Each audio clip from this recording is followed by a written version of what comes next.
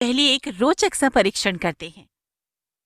इसके लिए एक आलू का आधा भाग, एक सेल और एक प्रकाश उत्सर्जक डायोड यानी एलईडी लीजिए। अब दो तांबे के तारों को आलू में निर्विष्ट कीजिए। ध्यान रहे कि दोनों तारों के बीच 1-2 सेंटीमीटर की दूरी हो। अब सेल के धन टर्मिनल को आलू में निर्विष्ट तांबे के लंबे तार से जोड़िए और सेल के ऋण टर्मिनल को प्रकाश उत्सर्जक डायोड यानी एलईडी के छोटे तार से जोड़िए। आप दूसरे तांबे के तार को प्रकाश उत्सर्जक डायोड के लंबे तार से जोड़कर इस परिपथ को पूरा कीजिए। आप क्या देखेंगे कि प्रकाश उत्सर्जक डायोड दीप्त होने लगता है। इसे कुछ समय तक ऐसे ही रखिए। थोड़ी देर बाद आप देखेंगे कि धन टर्मिनल से संयोजित तार के चारों ओर नीला हरा सा धब्बा बन गया है। ये रासायनिक प्रभाव विद्युत धारा के कारण हुआ है। पर हमें ऐसे रासायनिक प्रभाव नहीं दिखते हैं जब धातु में विद्युत धारा प्रवाह होती है। विद्युत धारा के तापीय प्रभाव के कारण कुछ समय बाद तार केवल गर्म हो जाती है, लेकिन कोई रासायनिक परिवर्तन नहीं होता। सन 1800 में विलियम निकलसन ने यह दर्शाया कि यदि जल से विद्युत धारा प्रवाहित की जाए तो ऑक्सीजन तथा हाइड्रोजन के बुलबुले उत्पन्न होते हैं। हम सभी जानते हैं कि जल के अणु ऑक्सीजन और हाइड्रोजन से बने होते हैं, अतः जल के अणु हाइड्रोजन और ऑक्सीजन में विभक्त हो जाते हैं। बच्चों, केवल जल ही नहीं, अन्य विद्युत अपघट्यों यानी इलेक्ट्रोलाइट्स के अणु से विद्युत धारा प्रवाहित करने पर वो भी विभक्त हो जाते हैं। इस रासायनिक परिवर्तन को विद्युत अपघटन यानी इलेक्ट्रोलिसिस कहा जाता है। बच्चों, आपने सोने के आभूषण तो देखे ही होंगे। वास्तव में चांदी या किसी अन्य सस्ते धातु पर सोने की परत निक्षेपित की जाती है ताकि ये सोने के प्रतीत हो। अब इस नई चमकदार साइकिल को देखिए और इस चमकदार नल को।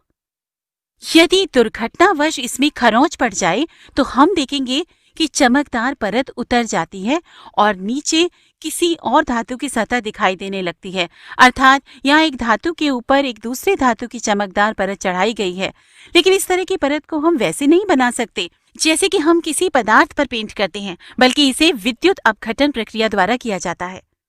देखिए, यहाँ हमारे पास एक लोहे की चाबी है जिसमें किसी न किसी दिन जंग लग जाएगा।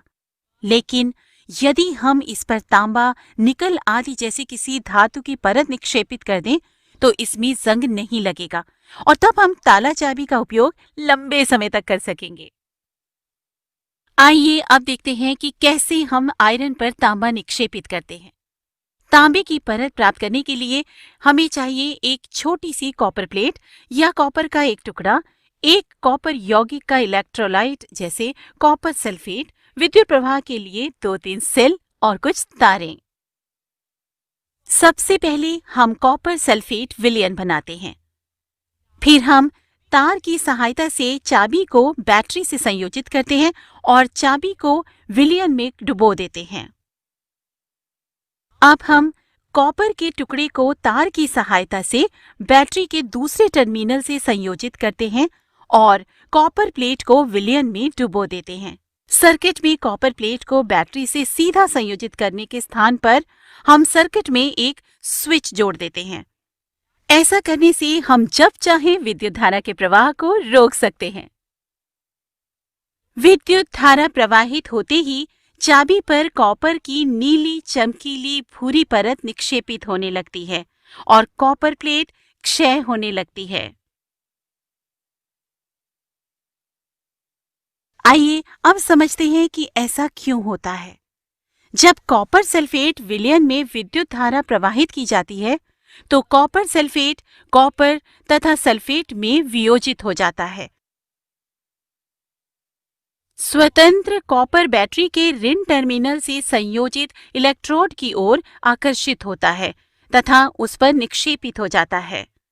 लेकिन विलयन से कॉपर के क्षय की पूर्ति कैसे होती है?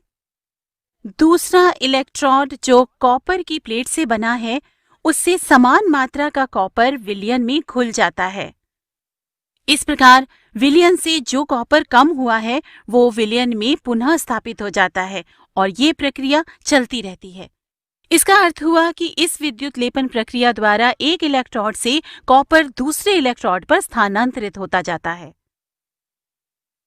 इलेक्ट्रोलाइट के अणु आयन में वियोजित हो जाते हैं, जो कि आवेशित कण होते हैं और जो सुनिश्चित करते हैं कि द्रव से विद्युत धारा प्रवाहित होती रहे। तो कॉपर सल्फेट कॉपर और सल्फेट आयन में वियोजित हो जाता है। कॉपर आयन का चार्ज धनात्मक होता है, इसलिए ये बैटरी के ऋण टर्मिनल से संयोजित चाबी की ओर आकर्षित होने लगता है और यहाँ इसे इलेक्ट्रॉनस प्राप्त होते हैं, जो कॉपर अणु में परिवर्तित होकर चाबी पर निक्षेपित हो जाते हैं। अब विलयन में कॉपर आयन की कमी की पूर्ति करने के लिए कॉपर प्लेट से कॉपर विलयन में घुलने लगता है, इसलिए कॉपर प्लेट क्षय होने लगती है।